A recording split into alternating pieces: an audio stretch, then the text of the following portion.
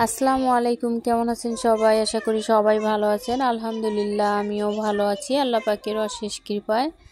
যে যেখান থেকে আমার এই ভিডিওটি দেখছেন সবাইকে আন্তরিক মোবারকবাদ। যদি আমার এই ভিডিওটি ভালো লেগে থাকে আর একটু হলে উপকারে আসে প্লিজ চ্যানেলটি সাবস্ক্রাইব করবেন। আর অলরেডি যারা করেছেন তাদেরকে অসংখ্য ধন্যবাদ। আজকে আমি যে রেসিপিটা নিয়ে এসেছি সেটা হচ্ছে একটা ঔষধি গুণাগুণে ভরপুর। আমাদের কুড়িগ্রাম জেলার মানুষেরা যেটা আমরা যে নামে চিনি এই শাকটি, সেটা হচ্ছে কাঁকরোল বা কাকলা শাক নামে চিনি। আপনাদের কোন জেলার মানুষ এটা কী নামে চেনেন সেটা অবশ্যই কমেন্টস করে জানাবেন।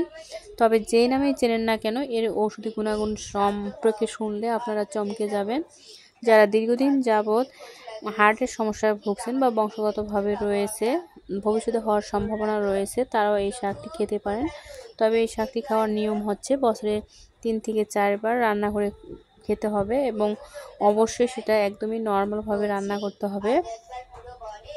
আর আপনারা তো জানেনই শাকসবজি একটু বেশি সিদ্ধ করলে পুষ্টি গুণাগুণ বা ঔষধি গুণাগুণ আর থাকে না, নষ্ট হয়ে যায়। এই জন্য একদমই নর্মালভাবে রান্না করতে হবে।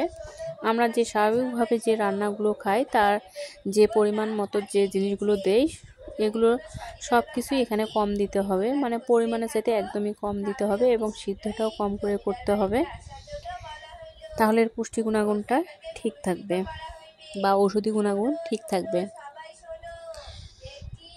আর আমি যেভাবে এখানে রান্নাটা করছি মোটেও সেভাবে রান্না করবেন না, যেহেতু আমাদের এরকম কোনো সমস্যা নাই তাই আমি একটু কড়াভাবে রান্না করছি। আপনারা একদমই নর্মালভাবে রান্না করবেন। আর অনেকে আছে যে তরকারিতে গরম পানি দেয়, গরম পানি ব্যবহার করে, তারা গরম পানি ব্যবহার করবে না, একদম নর্মাল পানিটাই ব্যবহার করবেন। সবাই ভালো থাকেন। আসসালামু আলাইকুম।